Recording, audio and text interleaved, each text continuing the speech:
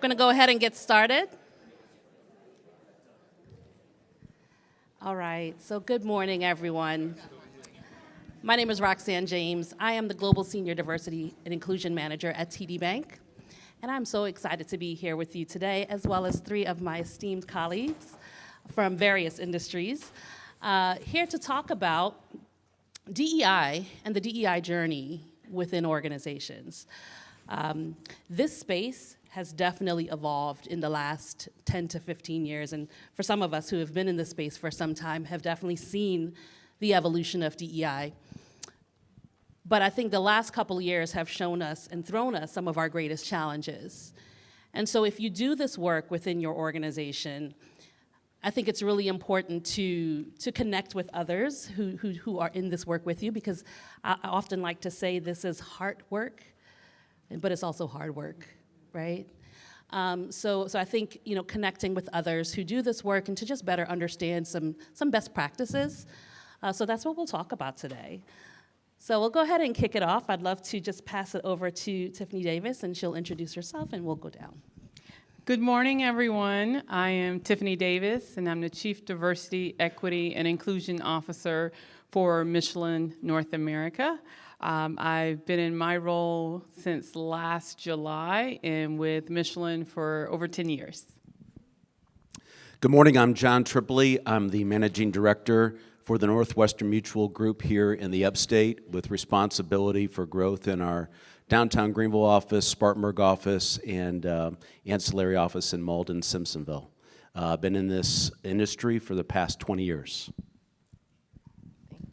Good morning, I'm Leslie Johnson, and I am the head of diversity and inclusion at Bank of America for 4 of their 8 lines of business globally.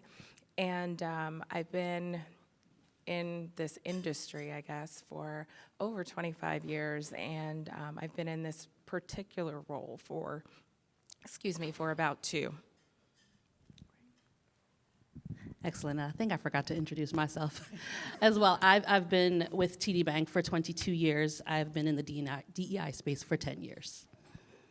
So there's a plethora of experience here on the stage. So we'll get started with a couple questions around your DEI strategies. So Tiffane, if you could go ahead and answer this first question. Can you share a quick highlight of your DEI strategy, maybe your top 3 goals? Sure. So for Michelin North America, as you heard earlier, our purpose is to give people a better way forward. And the DEI strategy plays a critical role in helping us to do that. And we have structured our DEI strategy around 3 pillars. The first is enriching our teams, and that is focused on bringing new individuals into the organization that will help increase our level of diversity. The second pillar is cultivate a culture of belonging. And that is really focused on every person that currently works for our company, making sure that we're providing opportunities for them to thrive and be successful at Michelin. And then our third pillar is to impact our society. We know that we rely on the communities that we serve around us. And so we want to make sure that we're leaving it better than we found it. And so it's very important for us to partner with other companies as well as organizations in the community. Thank you. We've got several key initiatives, and I'll speak about them broadly in the context of Northwestern Mutual as a national company, and then also locally what we're trying to do here. The first is to the element of deepen our belonging.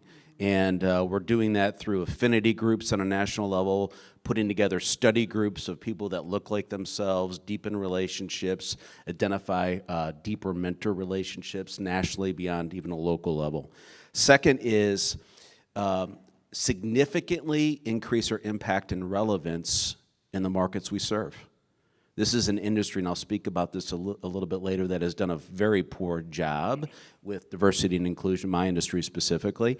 And our goal is by 2025, we'll have 40% of our field force, advisors and representatives, that is diverse. And then lastly is promote talent. So identifying early sponsorship with intentionality and folks that represent different markets and actively promoting them to positions of leadership and influence. Thanks. Interestingly, our 3 core pillars of our strategy are pretty much the same as Tiffany's: people, inclusion, and clients and communities. And our people, that's more focused on us being a great place to work and us fostering and continuing to strive to be a great place to work. In order to re-recruit employees, in order to develop them, in order to advance our workforce. From an inclusion perspective, well, before I move forward, that's where things like our diversity and inclusion councils, our employee resource groups or employee networks fall. Actually, over 50% of our workforce is globally are members of one of our employee networks. And there are about 360 chapters globally at this point. From an inclusion perspective, we're focused on making sure that people feel comfortable bringing their whole selves to work. It's really critical when it comes to being able to do things like drive collaboration, and it also fosters intersectionality. And then last and not least is clients and communities. And from a clients and communities perspective, we partner with lots of external organizations to really build expertise, to identify talent, and to amplify our impact in the community. And we also work through the different lines of business in local markets to do some of that amplification and partnership. As an example, annually, we have over 2 million volunteer hours that we contribute to organizations in the community. So what I'm hearing, and I feel like I heard the same, a little bit of the same from each one of you, you all have a customer, a colleague or employee component, and certainly what you give back to the community. Yeah. And also heard mentorship, and I think we'll probably dig into that a little bit later on, mentorship and having leadership inclusion councils and the importance of ERGs. Yeah. All right, so what was one of your biggest aha moments on your organization's DEI journey? You can go ahead, John. Go for it. Go ahead. Okay, I'll jump in. So aha moments. First, it starts with my own personal learning, right, and journey. And my industry, financial services, again, has done a really poor job. So a couple stats. The average age of a financial advisor in this country is close to 61, 62 years of age. There's thousands less of financial advisors than there were a decade ago, okay? I like to refer it when we're recruiting and we're having these conversations is that we're stale, older, male, and pale. And we've got a lot of work to do. So just getting aware of that is like critically important because the number one barrier to my business, getting in the business, is we're often referred to this business by people that look like us. So we've got to change that dynamic of who we're seeking, and there's intentionality that comes into that. Second aha awareness in this journey for me is the Black American wealth gap. And wealth in this country is typically created through business ownership, right? And then wealth transfer. Well, I'm in the financial planning business, and a component of that planning is life insurance. And this is a cool stat. Black Americans, African Americans, are more likely to buy life insurance than the general population. The statistics on those numbers are 58% versus 52%. That's pretty cool, right? And there is a massive opportunity to serve those communities and individuals through education and providing those tools and making them accessible. Seeing a representative, an advisor, working with a family, a business, one person at a time, educating them on transfer tools that are available and getting them to buy and act. So, ahas. I've got to change what looks like me, right, intentionally, and we have a need, big time. The second is the gap, and we got to fix it.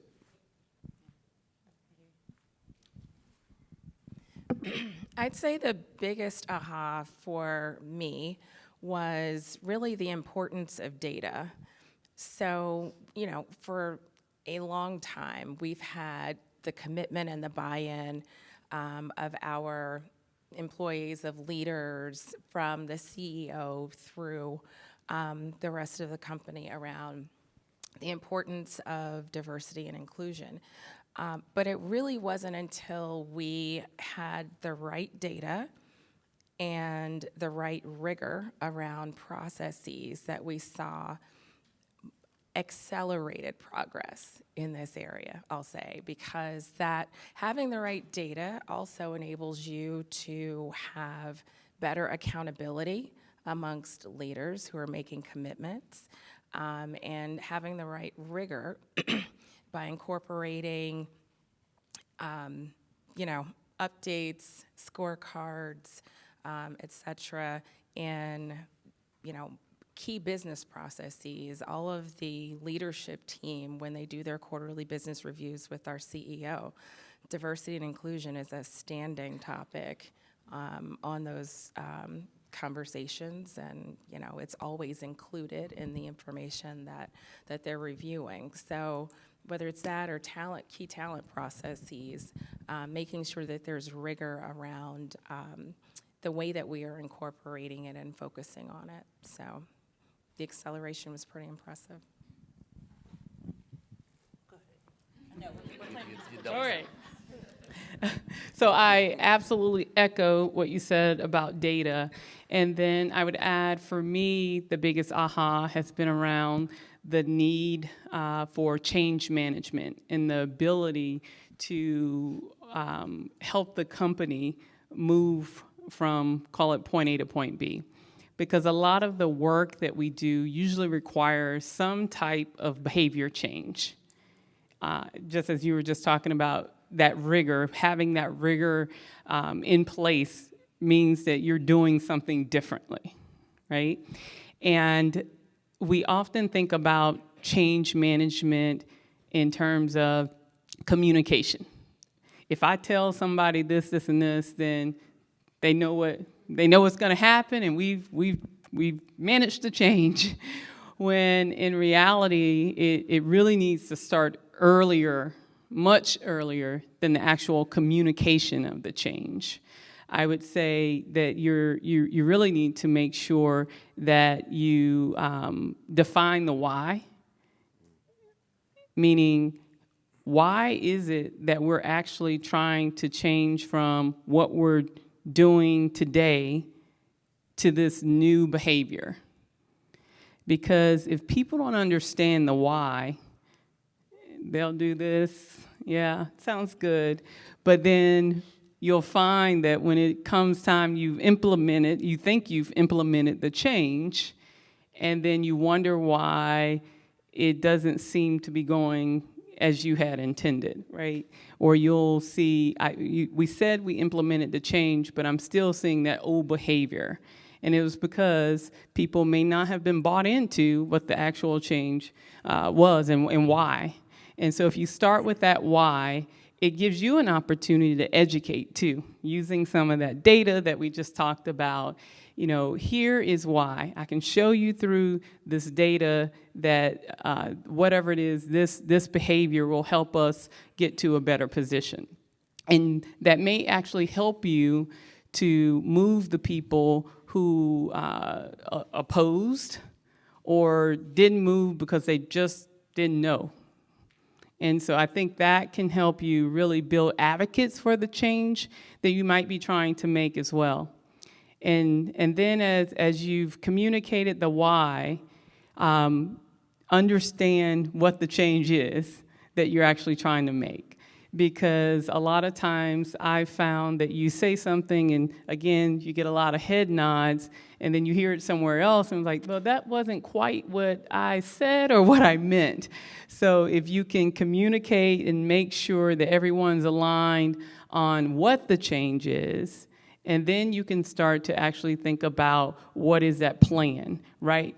What are the necessary steps? What are the implications of the decisions that you may make or the changes that you may make? And start to allow people to really get involved. I would say that from a change management perspective, for me, my development area was, hey, if I want people, the organization to change, not only do I have to help educate them on why and what we're doing, but I also have to be open. I have to be open to questions and pushback even.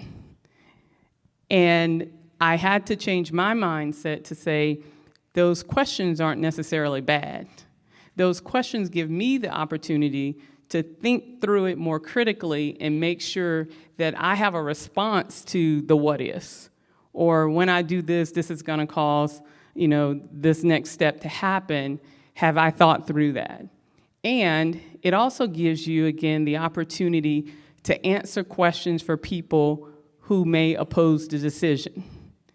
And if you can answer those questions before the change actually happens, again, it gives you an opportunity to bring more advocates to help you move that change along. So those were some of my ahas as it relates to change management and just making sure that we're creating a safe space for everyone to understand the change, to participate in the change, and then be empowered to actually implement that change. So thanks so much for sharing that.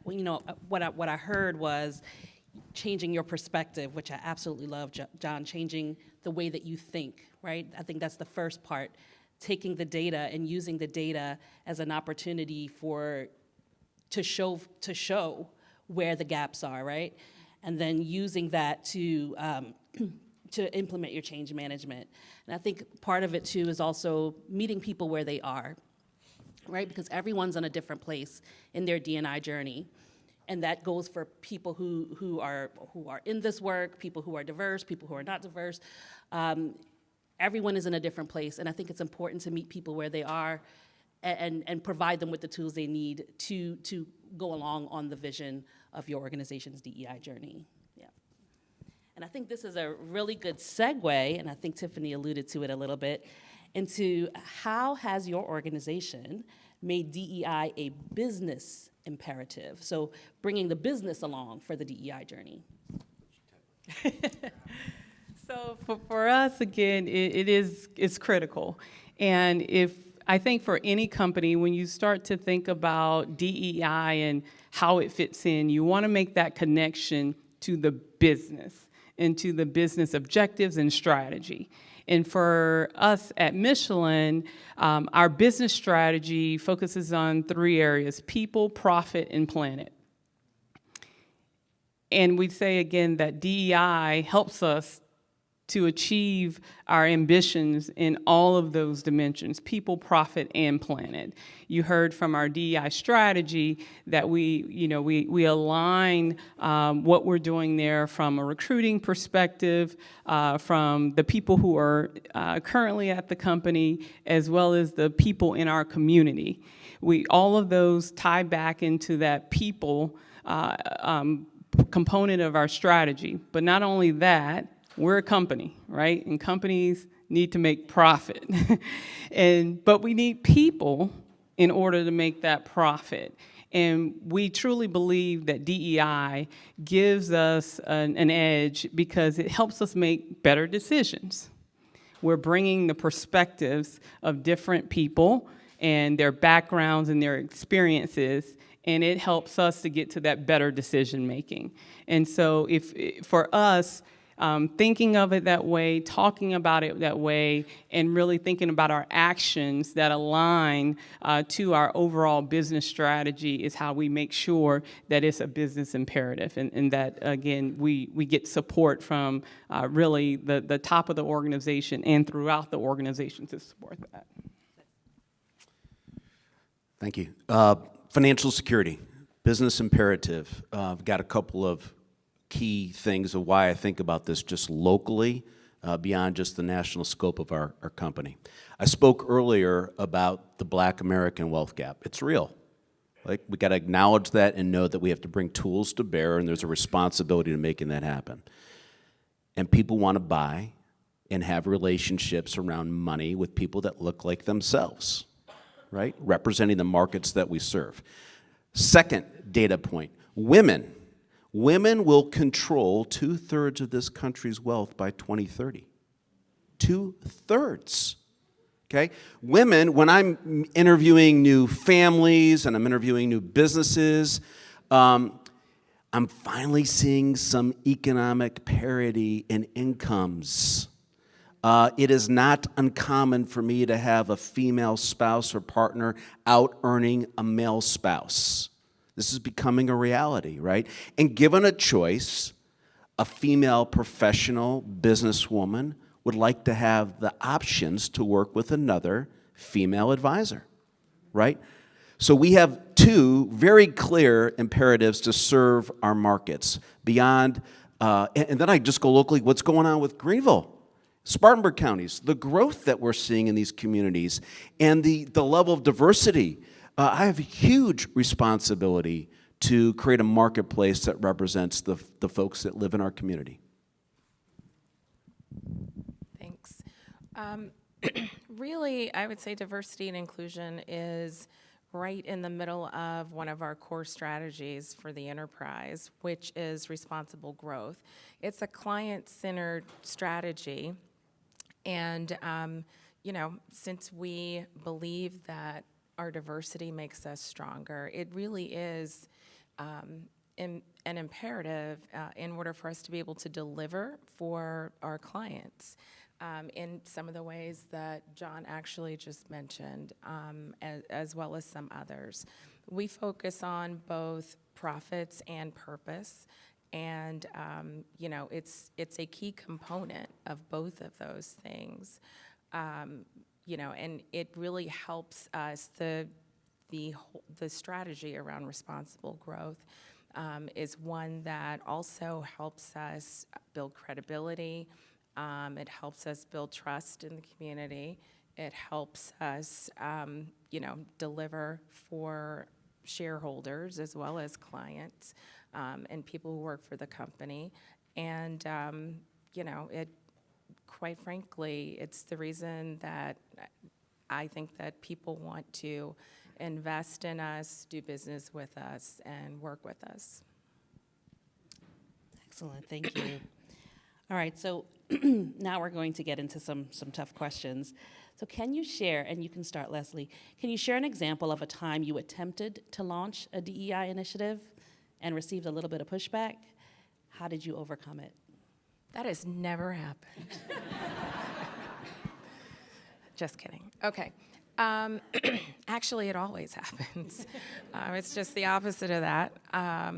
But rather than give you an example, I'd rather give you an example of how I approach it and how I work through it, because it's pretty much the same. The first thing, of course, is to listen to, whatever the pushback is, whatever that resistance is, and listen not just to kind of hear what they're saying, but to really understand. It may not be exactly what they're saying. There may be something underneath that, but really getting to the core of what is driving the pushback. And then I go straight back to the data, because anything that we're trying to initiate or implement, it's because we have the data to support the fact that that particular area and is one where we need targeted focus, a targeted strategy. And so while we can debate the tactics, the need is not something that we end up debating at that point. It really helps to sort of level expectations, the playing field, and it also, facts are facts. So It's not my opinion. It's not, somebody's gut feeling about a thing. It's the data, it's difficult to argue with data. Sometimes people try, but it's difficult to argue with the data. So. Boy, I'll be very vulnerable here. We're screwing this up. I'm screwing this up all the time, okay? And I have so many examples. First off is, like, in my organization, I feel like I have survey fatigue. I am surveyed to the ninth end, okay? There has been an incredible initiation of inclusion conversation, right? The train has left the building, it left the station, and we're having it. And I as a white leader, right, face pushback. Man, I thought we just had that conversation. No, we got to have it again. And how do we have it? How do I create creative platforms to have the conversation continually? Our local, just our training and how we experience life on a daily basis. I think about the recruitment of women and moms. That means we have to adjust our calendars and our availability and our training options and how we do business as a group and think. So there's so many obstacles and ways that we've screwed this up that we continue to redefine. And the overcoming is through commitment. And the business facts in the marketplace, they're not in dispute. This is not something that's just a good thing to do. It is a must to do to be in business responsibly. I spoke about the average age of an advisor nationally, right, with all the different services and firms. I'm proud that my organization, the average age is 42, not 62. I'm proud locally it's under 40. I'm proud that we're doing the incredibly hard work of hiring a brand new individual that may not have experience at all in my business and developing them with expectations that are not compromised, with encouragement, with lots of love, with financial sponsorship. It's hard, and not all firms in my industry are doing that. 2022, pushback, nationally, we recruited 2,057 advisors. I'm proud that 46% of them were diverse.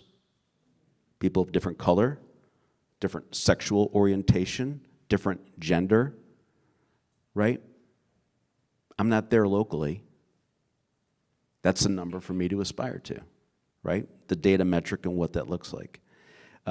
So the overcoming for us is the intentionality of recruiting, of looking at every small facet of how we do business, how we experience each other in the workplace, and how we create the environments and the training and the inclusion. It is everyday work, small and large.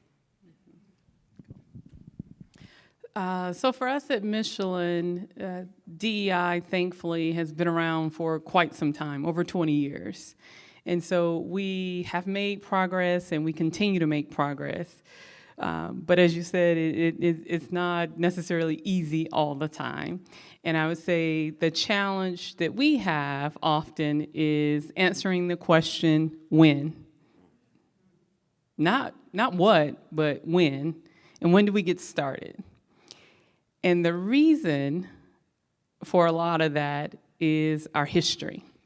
When you think about Michelin and what we do and how long we've done it, we've been out here for over 130 years, and we've hung our hat on valuing quality.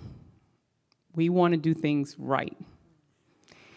In fact, I would argue that you as customers of ours appreciate the fact that we have this perfectionist mindset when you think about your tires and making sure that we're able to deliver that level of safety from the first mile to the last mile, right? In regards to DEI, though, if we start to have that perfectionist mindset of we got to get it just right, that can be a hindrance. And that could stall us.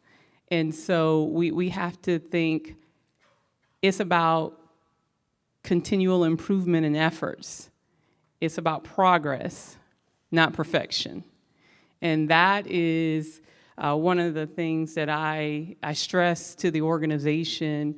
I stress even on my team when we have ideas and think about what we need or want to do based on what the data is showing us. We may not have all the information. We may not know exactly how it's going to turn out, but that shouldn't stop us from getting started. An example is earlier this year, we made a decision that we would conduct or participate in some external audits. We started with the Human Rights Campaign, and then we also worked with Disability In.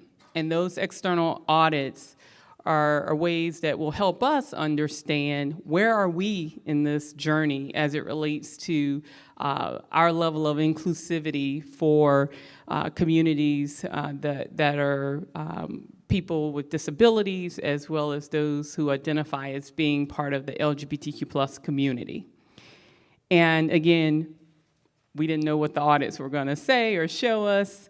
And we probably thought we're not going to be able to do, check everything on the list to say, yes, we're the place that everyone should want to come. And so it was pilots. Hey, we don't have to do it all at once. Let's take one and do the work there and see how it goes, see what improvements we can make. And then that allows us to do the next thing. And that's that continual progress that I'm talking about, instead of saying, hey, we're not perfect for anyone, but we can become better for everyone. Yeah, I absolutely love that. And I think you said it best, progress, not perfection, right? Because this road it's not a today for tomorrow type of thing. Like this work takes time. It takes time to seep into your organization. It takes time to seep into you as a person, right? And so we'll go on to our last questions before we open it up for Q&A. So can each of you share a successful initiative that your organization launched that has positively impacted your DEI strategy? Am I starting? I'll start. Yeah. So one that I'm proud of recently is, I'll start by saying you heard the word, I think, employee resource groups or BRGs. We have business resource groups at Michelin, BRGs, and we have 11 of those business resource groups. And those are employee-led groups. They are inclusive to everyone. And one of our employee resource groups or business resource groups is our Hispanic network. And the Hispanic network, as well as all the other BRGs, they align to our DEI strategy. They think about ways that we can enrich our teams with new people outside of the organization. They help to create that culture of belonging, and they also help to impact our society. Well, the Hispanic Network decided to take on an initiative that said, we need more people at Michelin. How many of you have had that conversation lately? We need more people. And of course, we want top talent. And so the Hispanic Network actually went out into the Hispanic community with inclusive hiring practices. Because to be hired, you have to know that the job exists, you have to apply to the job, you have to meet criteria, et cetera.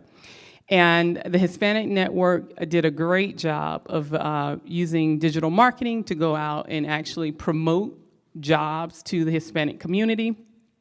But in addition to that, they also provided translation services. And so that the people could understand what the job was and give them the tools to actually apply for those jobs. And this has been an ongoing effort that started in, again, think about that pilot, started in our Spartanburg community, and now we're seeing other plants in other cities and locations taking on same practices. And we've increased our Hispanic population in Spartanburg by over 100% by these efforts. And now, as I said, we're seeing it being picked up in other locations. And I just learned recently that one of our Greenville facilities, I'd say took it a step further. And you talk about that feeling of belonging. Not only did they do some of the same things that our Spartanburg location did, but they've actually started hosting Spanish classes, and where everyone is invited, and people are coming together, and they're learning Spanish. And so now you think about, not only have we brought people into the organization, we've helped them to learn how to work within the organization, to be successful. And now we're sharing their language with others and really creating that sense of belonging and the ability for all of our employees to build those bonds, to work better together. And again, as I said, in the end, it's about making the best decisions so that we can make the best business decisions. Great stuff. So some initiatives I think that Northwestern Mutual has done really well, and I'll start broadly from the top, leadership from the top, our CEO, our board. Our board today, 12 board leaders for a Fortune 90 company, is represented 50% by people of color and gender. So that's great progress in that area. We have launched affinity study summit groups and study groups, right? So not only locally our advisors can identify with relational mentors and people in all different tenures of this business to reveal the opportunity, discuss the hardship, identify growth, and that is with African American, Black American, Hispanic, Latino, women. Northwestern Mutual launched in the last couple of years a women field association, a group specific to women and women advisors to have a voice at its executive level about how we can better our field force across the country, right? That is not, it's an and for us. It's not a replacement, it's an and. I've got a call to action when I think about initiatives, and I, as a leader here, am all about growing the marketplace to serve and grow financial security here in the upstate.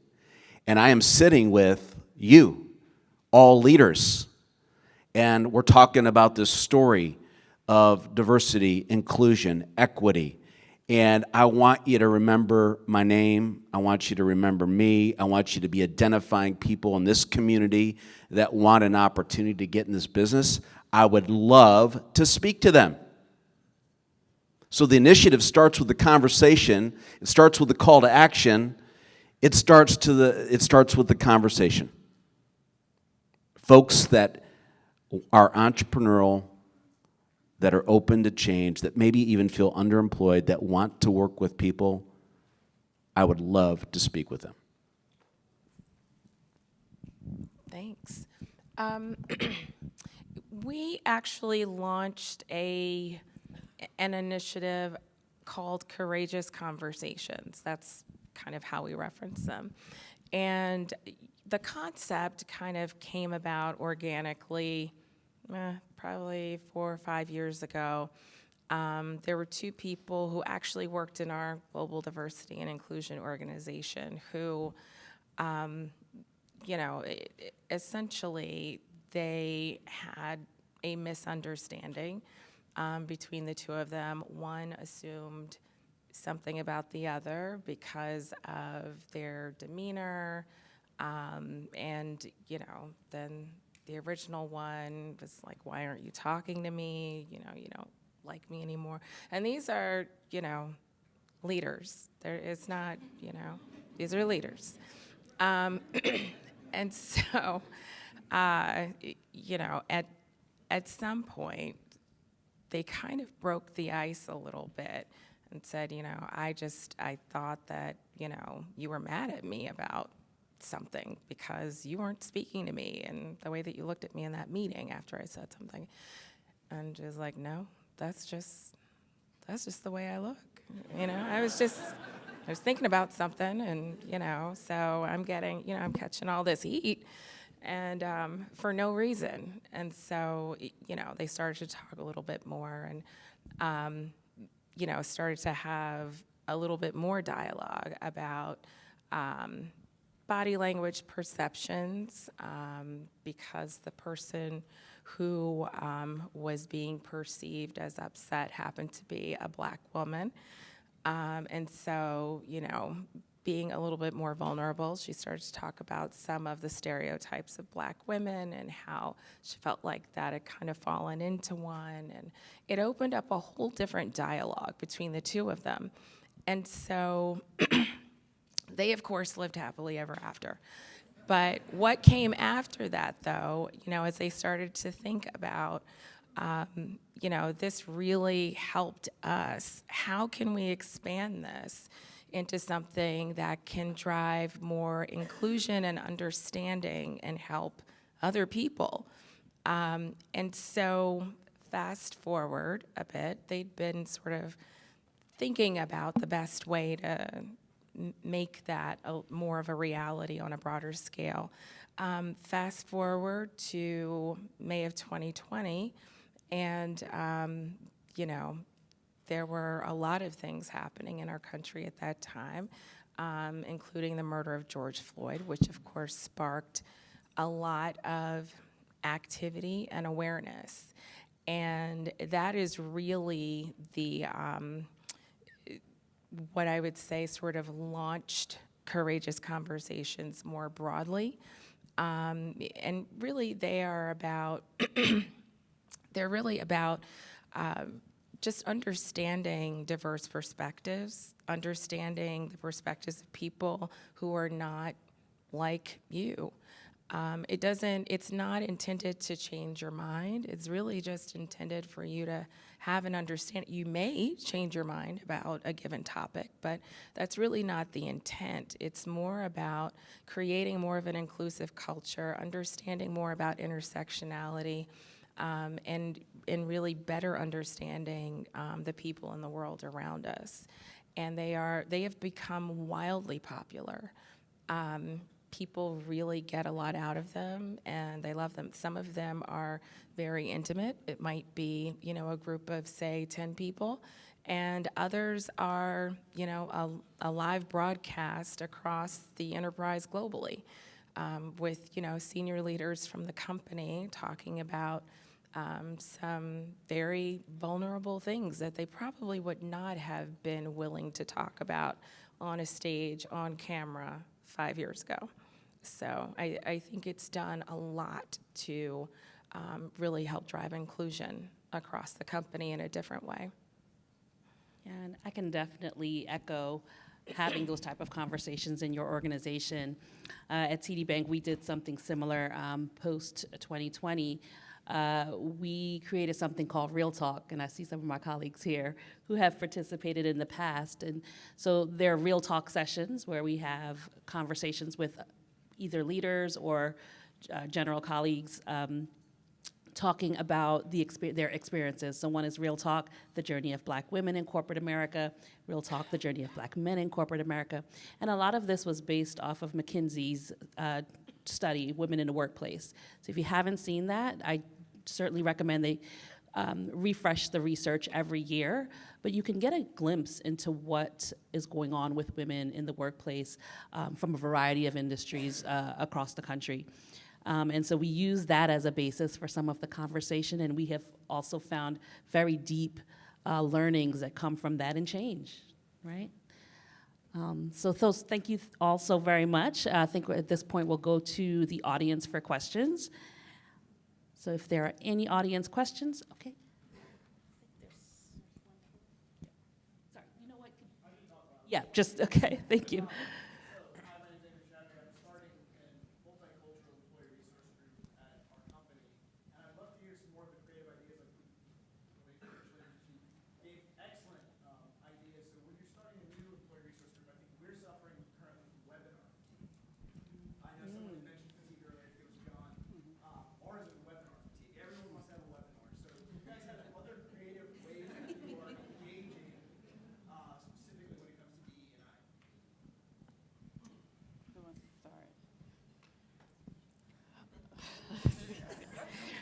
I'm trying to go through, because as I said, we have 11 BRGs, and they're all doing great things. You're right, especially given 2020, when we were all at home, webinars became the thing, right? It was the only way to go. In fact, for us, it actually ended up being a good thing. We actually, because we were all at home, it forced us to teams, and that meant that everyone was now truly included, because not everyone could show up at a specific location, right? We have our headquarters here in Greenville, but we have many other locations throughout South Carolina and throughout North America. So several of our BRGs actually saw an increase in their membership because we were able to do webinar style of activities. But now, like even this conference, everyone's craving interaction and face-to-face. And so we have seen our BRGs start to do, I would say, both. Making sure that we do things in person, but we also record. So for people who can't physically be in that same location, or who can't walk away from their post to participate at a given time, we at least want to give that ability to participate on their own time. Some of the things that we've seen our BRGs do in person or via conference, web conference, are things around development, understanding their career path, so educational, and how, again, do they develop. There have been more social and networking opportunities, whether it be on our campuses. So, for example, last month, we celebrated Hispanic Heritage Month, and we had outside community partners come in, as well as our employees, to help really highlight and show what their culture is about and giving us an opportunity to learn. We had one with our Asian Pacific Network last month as well, so those similar type experiences. We were actually just talking about, when we came up here earlier this year, our African American Network for Black History Month did a month-long celebration. And during that month, we did have webinars, right, but on every Friday, but they were on a topic that really connected our Michelin community to even learn about what was going on in Michelin, because we have a very diverse product and service offering. And so employees got to learn about different parts of the company, learn from different, from leaders, as well as outside, I would say, thought leaders as well, related to our business. But then later in the month, we did sessions with TD Bank, and actually came together and had some of these, I'd say, real talks live, and we also made them available. And so partnering with other companies to understand, what is it like there? What are you doing? How might we incorporate the things that you do or within our own environment? So those are just some of the ways that we've done things differently. And then I can't leave off, because we talked about it. We closed out the month with a sneaker gala. And so tying in our component of giving back to the community, the companies were able to partner with a nonprofit that we support, and also come together, network, again, inclusive of all, come out, have a great time wearing your ball gowns, your tuxedos, whatever you want to do, and a nice pair of sneakers. It gave us the opportunity to expand our network within the community. And as we were saying, the sneakers were a great conversation starter to get to know someone that you didn't know before you came. So those are just some of the things that we've done. One more suggestion, maybe volunteer activities that can bring people together physically. A lot of times our employee networks have those types of activities in the community that really bring more people together. around something common that they're doing. There are also, we've done quite a few hybrid events where there is an in-person event that's being filmed or is available via WebEx, and for people who are not able to physically get there, fit it in their schedule, that sort of thing, as well as the recording for playback later, too. And is the multicultural network that you all have launched recently, is there one chapter? Are you all in one place, or are they in multiple locations? Okay.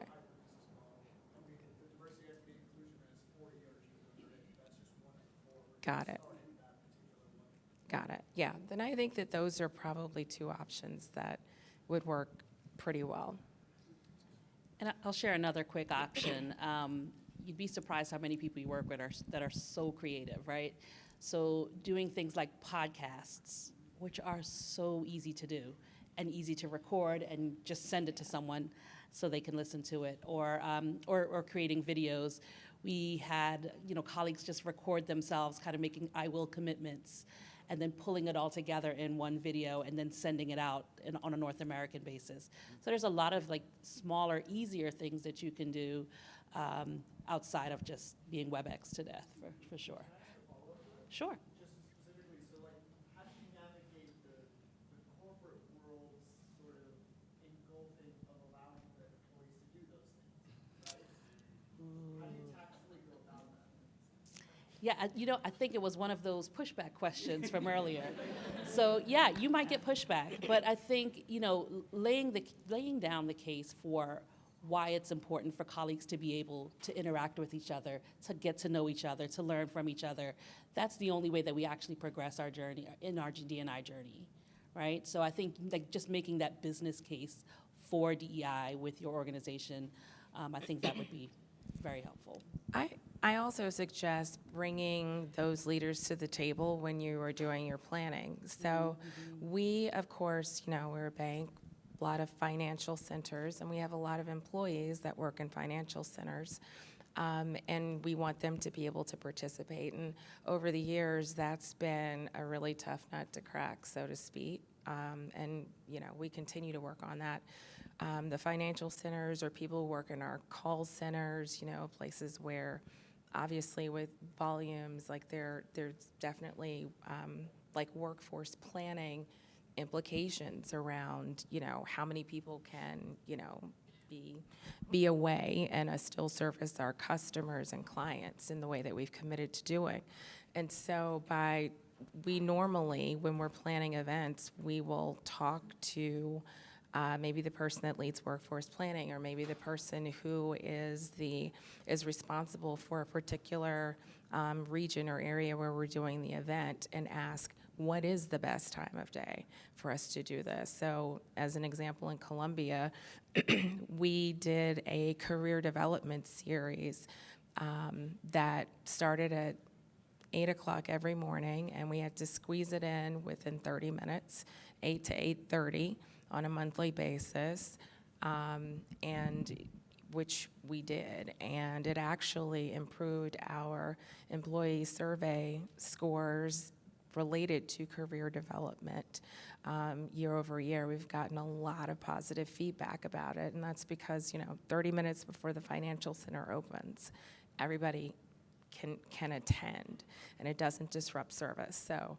that's also something that is working for us. I just want to add just one other quick thing. I would say, again, go back to your why, and making sure that the organization understands why, or business case, as you said, and how the BRGs play a role. And then I would go back to, do you have a structure for those ERGs or BRGs, and making sure you have commitment from your leadership team. For us, our leadership team plays a role as executive sponsors of our business resource groups. And then that way, if you have an executive on your BRG or executive sponsor, they're vested in what they're doing and participating and showing up. And of course, when one shows up, then that can start to go forward and go out from there. All right. Oh, we have time for one more question. Ma'am in the red, with the red glasses, sorry. I'm going to talk really loud. Good afternoon. I actually have a solution for what you were talking about. My name is Chef Maria Kemp. I own Beyond Decadence Incorporated. I was actually a breakout session speaker for BMW in this very room, where I did a presentation called DEI and B, Powered by Dessert. I create a fusion between desserts and helping people understand diversity, equity, inclusion, and belonging through the desserts that they receive. So they can see the differences, the similarities between those around them. It can be done in person, which is obviously better, but it can be done virtually. Because we all wake up or go to sleep to the Food Network, don't we? We all love dessert, don't we? So bringing food into the discussion to help people understand it from a foundational perspective, where you guys know as well as I do, there's so much confusion around what diversity is and isn't, equity versus equality, inclusion versus exclusion, belonging versus not belonging, and to be able to illustrate that through food as light bulb moments, and you can see those light bulbs go on over people's heads as they're saying, I didn't get the same thing that they did, or I didn't like the way I felt when I didn't receive that, or we felt bad for them and we wanted to share, our dessert with them because they didn't get any. So that is a way that I'm bringing food and my professional training as a French trained pastry chef into the DEI and B conversation to help people understand it on a whole new level. Because when you understand it, you get it, when it applies to you, and you see the differences or the similarities, then it resonates, then we can move forward and start to make noticeable changes because you know how it felt when you experienced it. Because don't mess with anybody's food. Thank you so very much. All right, and with that, I think we actually have time. We have 5 minutes, so we have time for one more question. Gentleman in the back? Person in the back, yes, please. So in the external circumstances where your institutions might not have the expertise or be the right entity to approach one of these problems related to DE&I, how do you partner with nonprofits or community partners to, approach that complement your initiatives?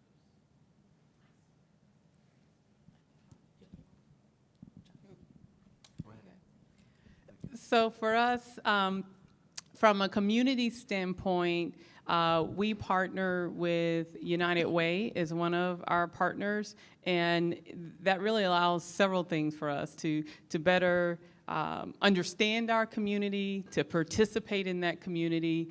As you were mentioning, community service, one, if you're from this area, I'm sure you're aware of Hog Day, Hands on Greenville, where there's an opportunity for everyone in the city to come together and work. In terms of tackling or getting resources outside of where we are today, our BRGs work with other community members, and it depends on what the topic is, but we definitely look for outside voices as well. And then we just want to make sure, of course, that they have similar values and that we're sticking with our respect for people, respect for facts, in the way that we would go about it. I'll echo that comment. United Way, I think, is a tremendous resource for local businesses. And one of the gifts that they can bring organizationally is they will identify all kinds of organizations and bring those leaders in to tell stories, right, about community impact. And whether you're doing a lunch and learn, a dinner orientation, whatever it would be, there's an experience of learning.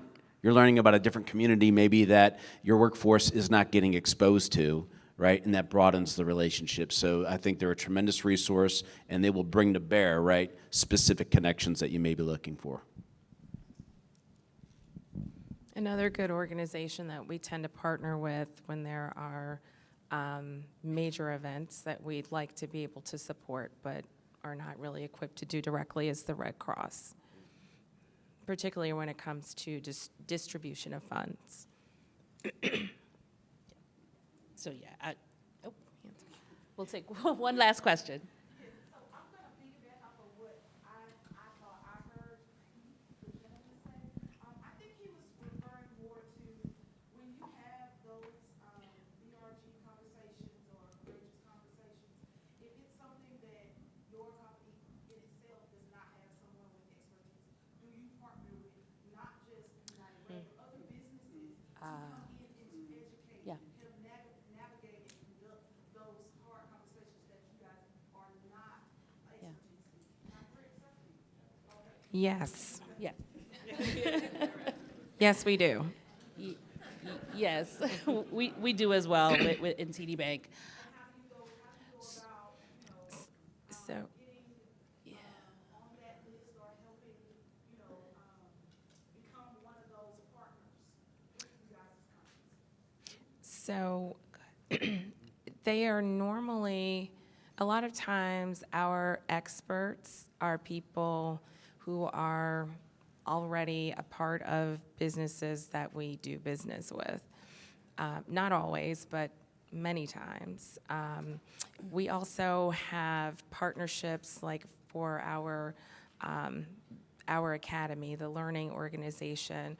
We have several partnerships and clients and vendors that we do business with from a learning perspective, and many times we also can get access to experts who've been working on developing the content, or we might contract with somebody from another company to develop learning for us, that kind of thing.